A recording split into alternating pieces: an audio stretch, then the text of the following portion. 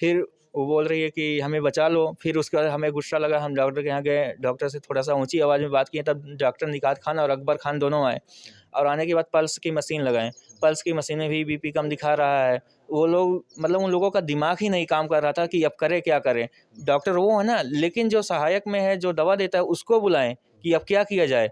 तो वो भी कोई इंजेक्शन नाम बताया, हमें नहीं पता, तब वो इंजेक्शन लगाएँ। उसके बाद फिर वो लोग कोई बाहर से डॉक्टर आया था ऑपरेशन करने के लिए पेशेंट का, तो वहाँ पे सब लोग चले गए इसको छोड़ के। फिर वहाँ से ऑपरेशन करने के बाद जब पुनः ये लोग बाहर निकले, तो उसके बाद ये लोग उस डॉक्टर को लिवा के आते हैं कि देखने के लिए कि कैसा है पेशेंट। तो एकदम बीपी कम होती चली जाती और पेशाब की जो नली थी, जो थैला था उसमें सारा ब्लड भर गया था। तो डॉक्टर उनसे कुछ बोला, वो हमें बाहर करके सब बाहर हो गए, सिर्फ़ लेडीज़ डॉक्टर अंदर थी। वो नली बदली, थैली बदल दी, एक्सचेंज कर दी। फिर उसके बाद डॉक्टर बोला देखिए इसमें कोई दिक्कत नहीं है, इसमें जो दिक्कत है वो ब्लड की दिक्कत है। यही कह के वो चला गया दूसरे रूम में, सब लोग चले गए। वहाँ पे पहुँचे जब ताहिर मेमोरियल में, तो डॉक्टर जो आए ना तो वो गेट ओपन करके देखे, ना तो उसको हाथ लगा के देखे, बस बाहर से ही बोले कि ये एक्सपायर कर चुकी है। क्योंकि जो ड्राइवर था वो बोला कि स्ट्रेचर लाओ, तो वो लोग बोले स्ट्रेचर की आवश्यकता नहीं है, ये एक्सपायर कर चुकी है, लेके जाओ। कुछ नहीं देखे। उसके बाद फिर हम जब लेके आए हैं तो वहाँ पे कुछ समय बाद प्रशासन आ गई, भीड़ थी और हम लोग शांतिपूर्वक डेड बॉडी के पास में बैठे थे, कोई ना तो तोड़-फोड़ ना तो कुछ कर रहे थे। प्रशासन हम लोगों के साथ अभद्र व्यवहार करने लगी।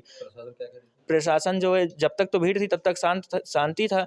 जैसे ही भीड़ और मीडिया मीडिया चली गई, भीड़ कम होने लगा, वैसे प्रशासन प्रशासन तो छोड़िए, जो ये लोकल नेता जैसे रानू प्रताप कोई है, रानू प्रताप, हाँ, ये भी पहले तो जब स्टार्टिंग में आए तो हमारे से बहुत हमारा सहयोग में आए। उसके बाद पुनः बाहर गए। अब बाहर कहाँ गए हमें नहीं पता, हम तो पास में ही थे अपनी वाइफ़ के। उसके बाद आके हमें उल्टे धमका रहे हैं कि प्रशासन है, तुम ऐसे कैसे कर सकते हो? छोड़ो जो हो गया है, प्रशासन है, प्रशासन देख लेगी। हमें ही धमकाने लगे हैं, लो एसपी साहब से बात कर लो, हम कॉल कर दे रहे हैं। तो एसपी साहब से भी बात की, हम बोले सर ये समस्या हमारे साथ है, आप तो कह के साइड हो जाएँगे। जैसे आज आश्वासन हमें दे रहे हैं, आप तो साइड हो जाएँगे। फिर इसके जैसे हम ये शब्द बोले तैसे फ़ोन हमसे छीन लिए। कहें तुम्हें बात करने की तमीज़ नहीं है, रहने दो बात करने के लिए, हम बात कर लें। हम कहे ले जाइए, आप होंगे वो एसपी अपने घर के लिए होंगे। जै जैसे ही मार्केट से वो वापस गए, वैसे ही लास्ट में 2 बजे का टाइम था। वो बोले, हम तो थोड़ा ही सुने थे, मीडिया भी नहीं थे उस टाइम। उसके बाद वो बोले कि अगर लाश उठाने में कोई प्रॉब्लम होता है तो लाठी चार्ज करवा दो। रानू राजभर बोले। हाँ, रानू राज। लाश उठवाने में कोई दिक्कत हो तो बस 1 मिनट और। और हाँ। 1-2 उससे पहले भी जो कोई थोड़ा बहुत आवाज़ उठा रहा था, उस टाइम उसको यानी कि प्रशासन ले जाके साइड में मारी थी, बहुत बुरी मार।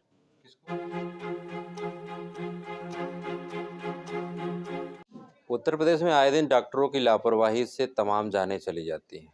प्राइवेट चिकित्सक ऐसे फल फूल रहे हैं जैसे मानो कि उनको किसी का संरक्षण प्राप्त। ऐसे भी एक मामला शुक्रवार को सामने आया था जो शहनाज हेल्थ क्लिनिक था माहुल में रसूलपुर में, जिसमें एक प्रसूता की दर्दनाक मौत हो गई। बताया जा रहा है कि गलत ब्लड चढ़ाने के कारण जो है उनकी मौत हो गई।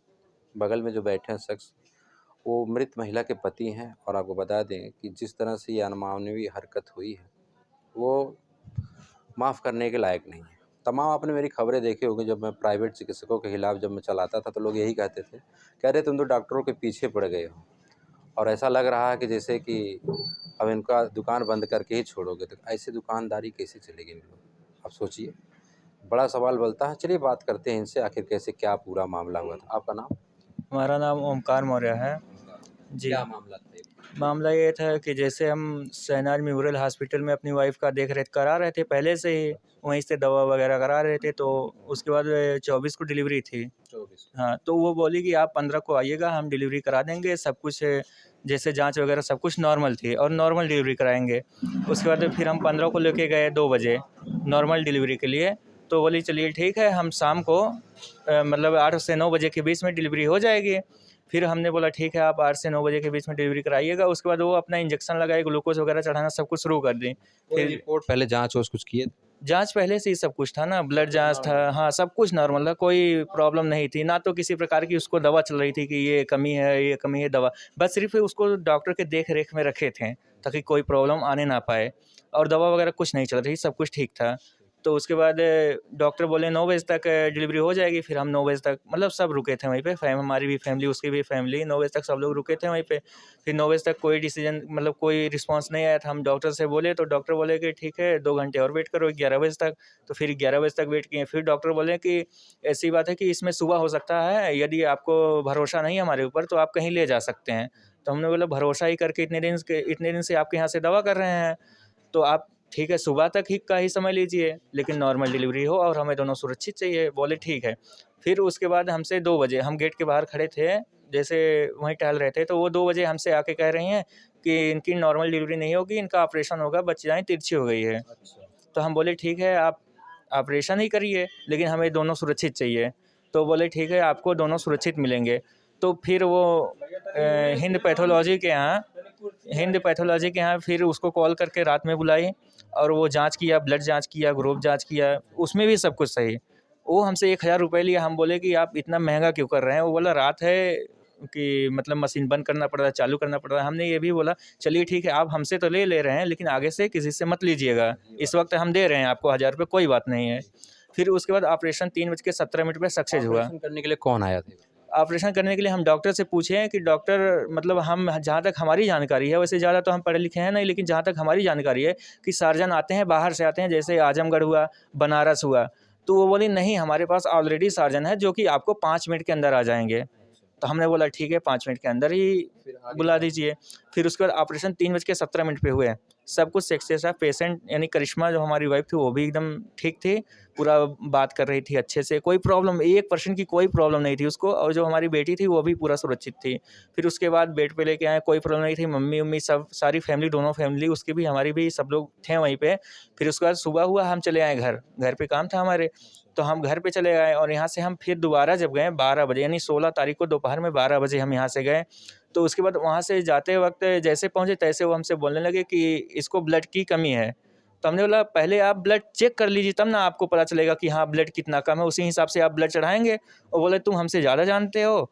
तो हमने बोला नहीं डॉक्टर हम थोड़ी ना, डॉक्टर तो आप हैं, आप हमसे ज़्यादा ही जानेंगे। तो हमने बोला चलिए ठीक है आपको ब्लड चढ़ाना चढ़ाइए ब्लड, मगर ए पॉजिटिव हमारा भी है, ए पॉजिटिव करिश्मा का भी है यानी हमारी वाइफ का, आप हमसे ब्लड लेके चढ़ा लीजिए।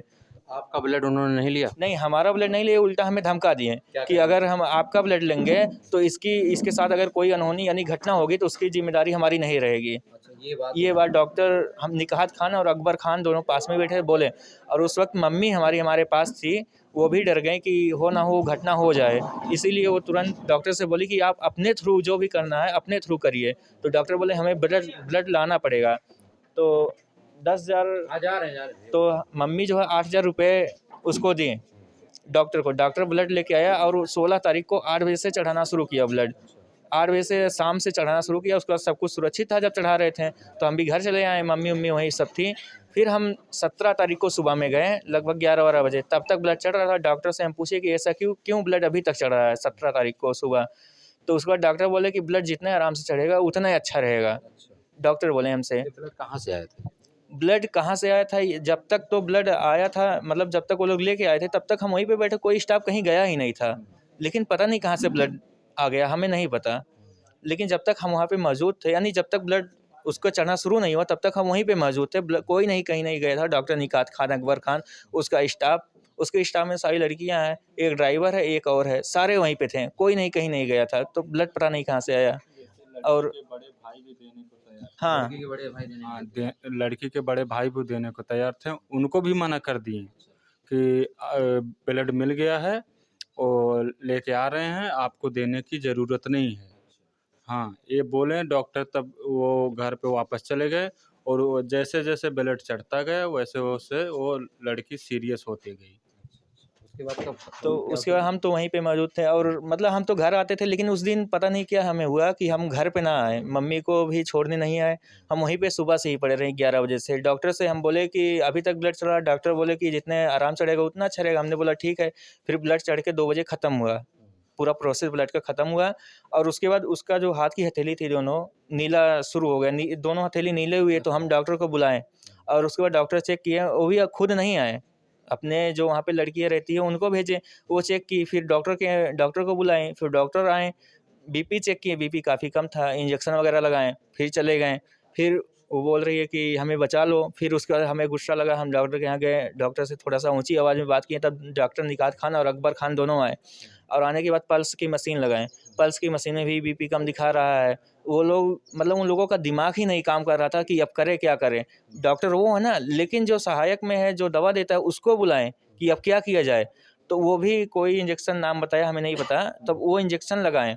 उसके बाद फिर वो लोग, कोई बाहर से डॉक्टर आया था ऑपरेशन करने के लिए पेशेंट का, तो वहाँ पे सब लोग चले गए इसको छोड़ के।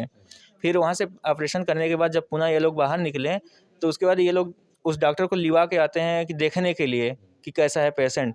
तो एकदम बीपी कम होती चली जाती और पेशाब की जो नली थी, जो थैला था, उसमें सारा ब्लड भर गया था। तो डॉक्टर उनसे कुछ बोला, वो हमें बाहर करके सब बाहर हो गए, सिर्फ लेडीज़ डॉक्टर अंदर थी। वो नली बदली, थैली बदल दी, एक्सचेंज कर दी। फिर उसके बाद डॉक्टर बोला, देखिए इसमें कोई दिक्कत नहीं है, इसमें जो दिक्कत है वो ब्लड की दिक्कत है। यही कह के वो चला गया दूसरे रूम में, सब लोग चले गए जितने डॉक्टर थे। फिर उसी रूम के बाहर हम भी खड़े हो गए जाके। फिर वो डॉक्टर, सर्जन जो था, चाहे लोकल हो जो भी हो, वो पूछा डॉक्टर से, यानी अकबर खान से, कि ये ब्लड आप कहाँ से लेके आए थे और क्यों लेके आए थे जब जान रहे थे कि ये ब्लड नहीं सही था। तो अकबर खान बोले कि ब्लड मिल ही नहीं रहा था। तो वहीं पे हम भी मौजूद थे। हम बोले जब नहीं मिल रहा क्यों चढ़ाएं, 10 पॉइंट ब्लड था ना, ऑलरेडी चढ़ाना ही नहीं चाहिए आपको, पैसे के लिए आप सिर्फ चढ़ाएं। उनकी कोई कमी नहीं कोई थी। की 10 पॉइंट था, आप सोच लीजिए क्या कमी है। फिर उसके बाद वो लोग आए और जब हम भी दोबारा आए तो देखें ना तो करिश्मा बोल रही है, ना तो कुछ, उसको बुला रहे हैं, हिला रहे हैं, मतलब एक्सपायर हो चुकी थी हॉस्पिटल में ही। वो लोग हमें आश्वासन देने के लिए बस ऑक्सीजन सिलेंडर लेके आए, ऑक्सीजन लगाए, एम्बुलेंस में बैठाएं। और जैसे ही हम डॉक्टर से बोले आप जाइए साथ में, हम बाइक से आ रहे हैं, वो बोले नहीं आप जाइए साथ में, करिश्मा के आप जाइए साथ में, जैसा हम कॉल कर दिए हैं वहाँ पे। और जैसे ही हम यहाँ से निकले, वैसे डॉक्टर का सारा स्टाफ, डॉक्टर सब निकल चुके थे, क्योंकि हम घर पे कॉल कर चुके थे कि इसकी तबीयत सीरियस है, हम जा रहे हैं। तो हमारे घर वाले पहले उन्हीं के यहाँ आए थे, उनके आने से पहले ही सब लोग चले गए थे, पूरा स्टाफ। और हमें वहाँ पे पहुँचे जब ताहिर मेमोरियल में, तो डॉक्टर जो आए ना तो वो गेट ओपन करके देखे, ना तो उसको हाथ लगा के देखे, बस बाहर से ही बोले कि ये एक्सपायर कर चुकी है। क्योंकि जो ड्राइवर था वो बोला कि स्ट्रेचर लाओ, तो वो लोग बोले स्ट्रेचर की आवश्यकता नहीं है, एक्सपायर कर चुकी है, लेके जाओ, कुछ नहीं देखें। उसके बाद फिर हम जब लेके आए हैं तो वहाँ पे कुछ समय बाद प्रशासन आ गई, भीड़ थी, और हम लोग शांतिपूर्वक डेड बॉडी के पास में बैठे थे, कोई ना तो तोड़ फोड़ ना तो कुछ कर रहे थे। प्रशासन हम लोगों के साथ अभद्र व्यवहार करने लगी। प्रशासन जो है, जब तक तो भीड़ थी तब तक शांति था। जैसे ही भीड़ और मीडिया चली गई, भीड़ कम होने लगा, वैसे प्रशासन तो छोड़िए, जो ये लोकल नेता जैसे रानू प्रताप, को ये रानू प्रताप, हाँ, ये भी पहले तो जब स्टार्टिंग में आए तो हमारे से बहुत हमारा सहयोग में आए। उसके बाद पुनः बाहर गए। अब बाहर कहाँ गए हमें नहीं पता, हम तो पास में ही थे अपनी वाइफ के। उसके बाद आके हमें ही उल्टे धमका रहे हैं कि प्रशासन है, तुम ऐसे कैसे कर सकते हो, छोड़ो जो हो गया है, प्रशासन है, प्रशासन देख लेगी। हमें ही धमकाने लगे, लो एसपी साहब से बात कर लो, हम कॉल कर दे रहे हैं। तो एसपी साहब से भी बात की, हम बोले सर ये समस्या हमारे साथ है, आप तो कह के साइड हो जाएंगे, जैसे आज आश्वासन हमें दे रहे हैं, आप तो साइड हो जाएंगे। फिर जैसे ही ये शब्द बोले, तैसे फ़ोन हमसे छीन लिए, कहें तुम्हें बात करने की तमीज़ नहीं है, रहने दो, बात करने के लिए हम बात कर लें। हम कहे ले जाइए, आप होंगे वो एसपी अपने घर के लिए होंगे। जैसे ही मार्केट से वो वापस गए, वैसे ही लास्ट में 2 बजे का टाइम था। वो बोले, हम तो थोड़ा ही सुने थे, मीडिया भी नहीं थे उस टाइम। उसके बाद वो बोले कि अगर लाश उठाने में कोई प्रॉब्लम होता है तो लाठी चार्ज करवा दो। रानू राजभर बोले। हाँ, रानू राजभर। लाश उठवाने में कोई दिक्कत हो तो बस 1 मिनट और। एक दो आदमी उससे पहले भी जो कोई थोड़ा बहुत आवाज़ उठा रहा था उस टाइम, उसको यानी कि प्रशासन ले जाके साइड में मारी थी, बहुत बुरी मार। ये मक्खापुर का एक आदमी था और 1-2 आदमी थे, वो सबको मारे थे प्रशासन। और जब रानू प्रताप जा रहे थे तो गाली देते भी जा रहे थे कि भगाओ इन मादर चोदों को। हाँ, क्योंकि 2-4 लोग सुने थे, हम तो अंदर थे। वो बोल रहे थे कौन मादर चोद, बहन चोद, कौन बोल रहा है मेरे को, ये सब भाषा बोल के उसके बाद वो निकल गए। अभद्र भाषा का प्रयोग किया। एफआईआर कब होती है? फिर एफआईआर तो हो गई थी, 3 बजे की घटना है, एफआईआर भी नहीं हमारी हो रही थी। हमारी एफआईआर 9 बजे हुई, रिसीविंग हमको 11 बजे मिला, और उसके बाद रिसीविंग भी लेट मिली, और एफआईआर भी नहीं लिखा जा रहा था। लेकिन सब कुछ होने के बाद जब सब लोग चले गए, हमारे बस 2-4-10 लोग हमारे साथ बैठे थे, शांतिपूर्वक हम लोग बैठे थे, सुबह होने का वेट करते हैं। फिर जैसे रानू ये बोल के बाहर निकले मीडिया चली गई, उसके बाद प्रशासन 4 थाने की प्रशासन आई थी, सब उग्र होके सबको हमारे पास जो बैठे थे उनको गाली दे के निकल यहाँ से धक्का दे के बाहर कर दिए। उसके बाद हमारे साथ जो है बदतमीजी से पेश, सिर्फ एक अतरौलिया के थे 3 स्टार के, वो हमसे अच्छे से बात कर रहे हैं, बाकी जितना उनका स्टाफ था, जो दरोगा थे, सीईओ थे, जो भी एसओ जो भी थे, वो सब लोग मतलब गाली गलौज एकदम अभद्र भाषा का प्रयोग हमारे साथ कर मतलब रहे थे। स्थानीय पुलिस आपके साथ अभद्रता की? हाँ, खास तौर पे माहौल चौकी के जो इंचार्ज हैं, माहौल चौकी के इंचार्ज, ये तो हम क्या लगता एकदम है इसमें किसी का राजनीतिक साझा? राजनीति, इसमें सब कुछ साफ है कि देखिए लियाकत अली सबको पैसा दिया, और चाहे हमारे माहौल का लियाकत अली, उसी जैसे ये जो डॉक्टर अकबर खान है उसके भतीजा है, और लियाकत अली चेयरमैन है, वो माहौल में भी पैसा दिया है थाने पे, एरोला में भी एसओ को भी दिया है, इसको भी चौकी इंचार्ज को। नहीं तो बताइए, धारा जो लगी है उनके ऊपर तुरंत गिरफ्तारी की, अभी तक गिरफ्तारी क्यों नहीं हुई? 17 तारीख की घटना है, आज 20 तारीख हो गई, अभी किसी का फ़ोन गुम हो जाता है, लोकेशन ट्रैक करके ये पता कर लेते हैं 1 घंटे में, और ये घटना हो गई, ये 3 दिन हो गया, क्यों नहीं पता कर पा रहे हैं बताइए? क्या चाहते हैं भैया आप ये बताइए? कुछ नहीं चाहते। हमारी वाइफ गई है, इनकी अब ये तो नहीं कह सकते कि इनको फांसी दीजिए, मगर गिरफ्तारी इनकी तत्काल हो और कड़ी से कड़ी सज़ा मिले, और इनका हॉस्पिटल वो ध्वस्त की जाए, बुलडोज़र चले, क्योंकि 2 बार पहले ही सीज हो चुका था और फिर सीज हो गया है, फिर ये पैसा भर के फिर अपना ओपन कर लेंगे, लेकिन अब की बार ध्वस्त होना चाहिए, बस हमारी सरकार से यही मांग है। आप जाइए, आपसे मिलने कोई आया हुआ? थोड़ा भैया आप इधर आइए। देखा किस तरह से ये अनियमितताएँ हो रही हैं, और आपको बता दें कि इनका हॉस्पिटल पहले पवई में चलता था, कुछ दिन चकिया चौराहे के पास में चलता था, अब ये रसूलपुर पेट्रोल पंप के पास में ये जो शहनाज हेल्थ क्लिनिक खुला हुआ है ना, उसके बाद से तमाम लोग आ जा रहे हैं। कुछ कार्रवाई हुई?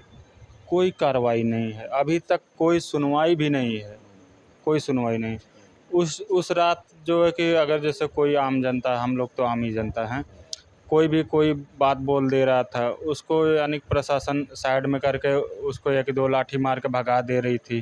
फिर रानू राजभरा हैं, वो तो शुरुआती में तो थोड़ा सपोर्ट किए हैं, बाद में मालूम नहीं क्या कि मार्केट में आए इधर सोमवारी बाज़ार में, उनको जो है कि क्या हुआ क्या नहीं वो तो हम नहीं जानते कि पैसा मिला कि नहीं मिला, वो भी पैसा खाए होंगे। तो उस टाइम आए वो, फिर उधर से जब मार्केट से रिटर्न आए तो फिर आम जनता को धीरे धीरे जो है कि परेशान करने लगे वो खुद ही। चलिए, पूरे मामले को आप किस तरह से देखते हैं आप लोग कमेंट करिएगा। फिलहाल इस मामले में हम आगे भी लगातार आपको अपडेट देते रहेंगे। अभी तक इतना ही, फिर मिलते हैं किसी नेक्स्ट वीडियो, तब तक के लिए जय हिंद।